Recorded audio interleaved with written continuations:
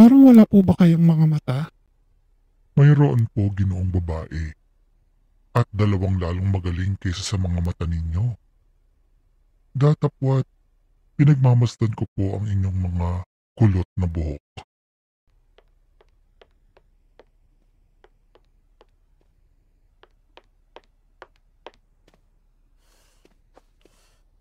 Ukol po sa inyo, Padre Damaso. Ukol po sa inyo, Padre Sibila. Kayo ang lalong unang kakilala sa bahay na ito. Kompesor ng nasirang may bahay na babae, ang lalong may gulang, may karapatan, at may kapangyarihan.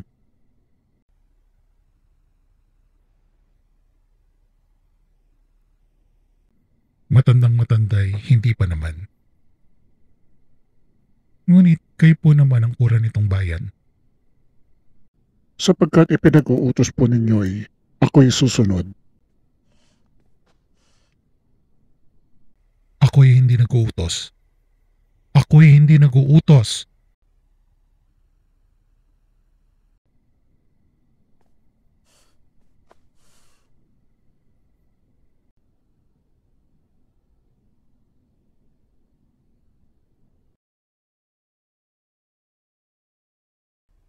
Ginoong Tenyente, dito'y nasa mundo po tayo at wala sa sambahan.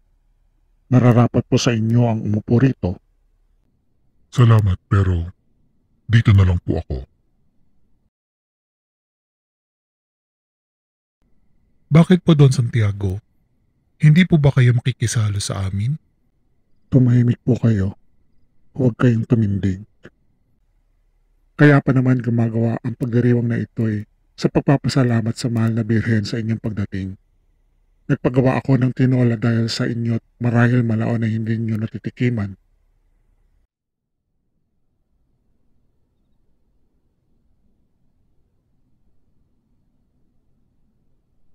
Gaano na po katagal buhat nang umalis kayo sa lupaing ito? 7 taon halos. Aba, kung gaya'y marahil, nalimutan na ninyo ang lupaing ito. Baliktad po. Bagaman ang kinagisnan kong lupay, tila man din, linilimot na ako. Siya lagi kong inaalaala. Ano po ang ibig ninyong sabihin? Ibig kong sabihin, may 1 taon na ngayong hindi ako tumatanggap ng anumang balita tungkol sa bayang ito. Hanggang sa ang nakakatulad ko'y ang isang di taga ritong hindi man lamang nalalaman kung kailan at kung paano ang pagkamatay ng kanyang ama. At saan naroon po kayo at hindi kayo tumiligrama? Tumiligrama kami sa peninsula nang kami pakasal. Ginoong babae, nitong huling 2 tao'y doroon ako sa dakong ibaba ng Europa, sa Alemanya, at saka sa Kolonya, Rusa. Nakilala ko sa Espanya ang isang Polakong taga Varsovia na ang pangalay Stadnitsky. kung hindi masama ang aking pagkatanda. Hindi po ba ninyo siya nakikita? Marahil po, ngunit sa sandaling ito'y hindi ko naaalaala siya. Aba, hindi siya maaaring mapagkamalan sa iba. Mapula ang kanyang buhok at totoong masamang mga stila.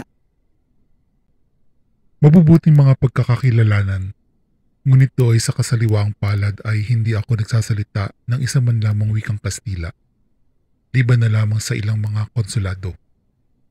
At paano ang inyong ginagawang pamumuhay? Ginagamit ko po ang wika ng lupaing aking pinaglalakbayan, ginoong babae. Marunong po ba naman kayo ng Ingles? Natira akong 1 taon sa Inglaterra, sa kasamahan ng mga taong Ingles lamang ang sinasalita. At alin ang lupaing lalong naibigan po ninyo sa Europa? Pagkatapos ng Espanya, na siyang pangalawa kong bayan, alinman sa mga lupain ng mga kalayaang Europa. At kayo pong totoong maraming nalakbay.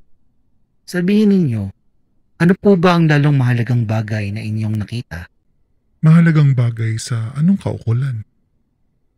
Sa halimbawa, tungkol sa pamumuhay ng mga bayan, sa buhay ng pakikipanayam, ang lakad ng pamamahala ng bayan, ang ukol sa relihiyon, ang sakalatan, ang katas, ang kabuuan.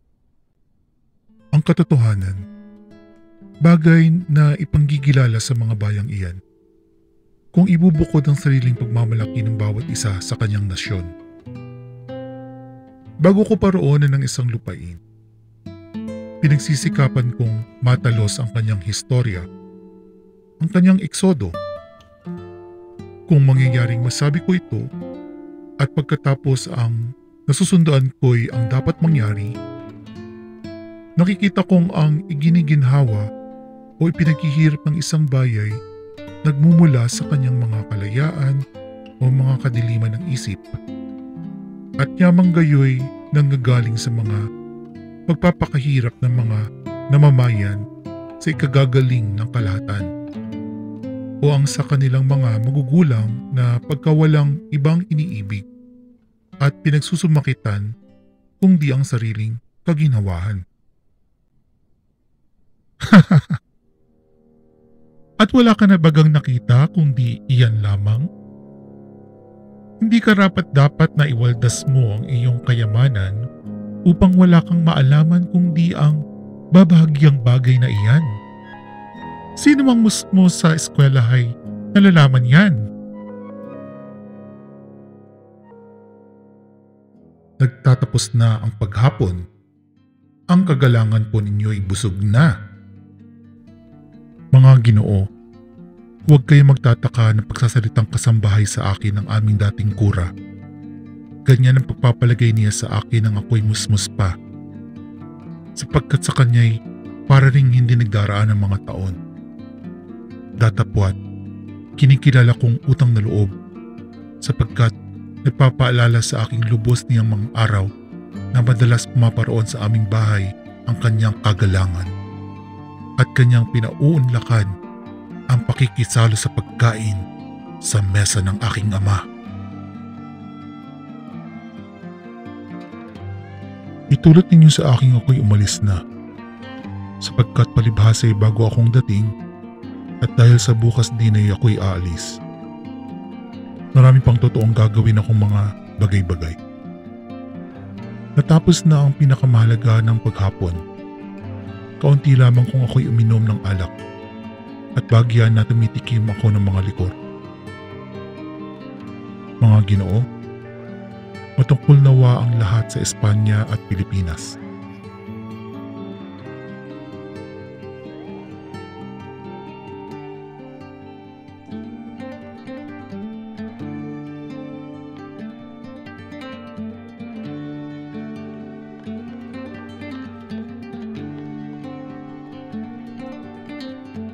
Huwag po kayong umalis.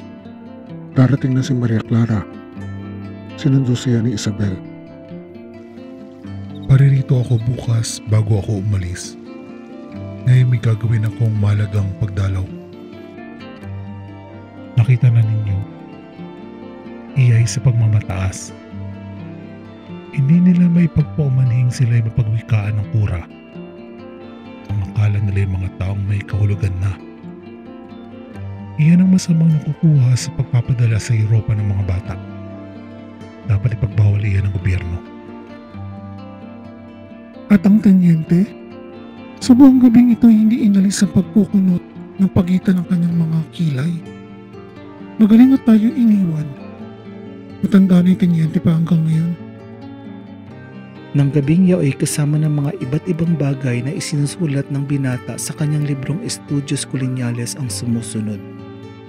Kung ano't makahihilahil sa kasayahan ng isang piging, isang liig at isang pakpak sa pinggan ng tinola. At kasama ng mga iba't ibang paunawa ang mga ganito. Ang taong lalong walang kabuluhan sa Pilipinas sa isang hapunan o kasayahan ay ang nagpapahapon o nagpapapista. Makapagpapasimula sa pagpapalayas sa may bahay at mananatili ang lahat sa buong kapanatagan.